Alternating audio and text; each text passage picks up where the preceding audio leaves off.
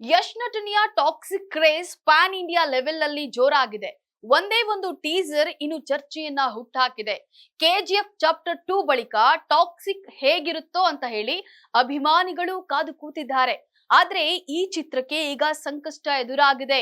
ಹೌದು, ರಣವೀರ್ ಅಭಿನಯದ ನೈಜ ಕಥೆಯಿಂದ ಸದ್ದು ಮಾಡ್ತಾ ಇರುವಂತಹ ದುರಂಧರ್ ಚಿತ್ರ ಕೂಡ ರಿಲೀಸ್ಗೆ ರೆಡಿ ಆಗಿದೆ. ಮಾರ್ಚ್ 19ಕ್ಕೆ ಕನ್ನಡದಲ್ಲಿ ವರ್ಲ್ಡ್ ವೈಡ್ ರಿಲೀಸ್ ಆಗಲಿದೆ. ಇತ್ತ ಅದೇ ದಿನವೇ ಟಾಕ್ಸಿಕ್ ಬಿಡುಗಡೆಯಾಗ್ತಾ ಇದೆ. ಹಾಗಾಗಿ ಚಿತ್ರತಂಡದ ಲೆಕ್ಕಾಚಾರ ಬುಡ ಕೆಳಗೆ ಆಗುತ್ತಾ ಅನ್ನುವಂತ ಪ್ರಶ್ನೆ ಮೂಡ್ತಾ ಇದೆ. ಅಲ್ಲದೆ ಇದುವರೆಗೂ ಕನ್ನಡದಲ್ಲಿ ಯಾವುದೇ ಟ್ರೈಲರ್ ಟೀಸರ್ ರಿಲೀಸ್ ಆಗಿರ್ಲಿಲ್ಲ. ಈ ವಿಚಾರದಲ್ಲಿ ಧುರಂಧರ್ ಕನ್ನಡ ಟೀಸರ್ ಅನ್ನ ಹೊರಬಿಟ್ಟು ಒಂದು ಹೆಜ್ಜೆ ಮುಂದೆ ಇದೆ. ಹಾಗಾಗಿ ಇದು ಟಾಕ್ಸಿಕ್ ಚಿತ್ರಕ್ಕೆ ಕಂಟಕವಾಗುತ್ತಾ ಅಂತ ಹೇಳಿ ಕುತೂಹಲವನ್ನ ಮೂಡಿಸಿದೆ.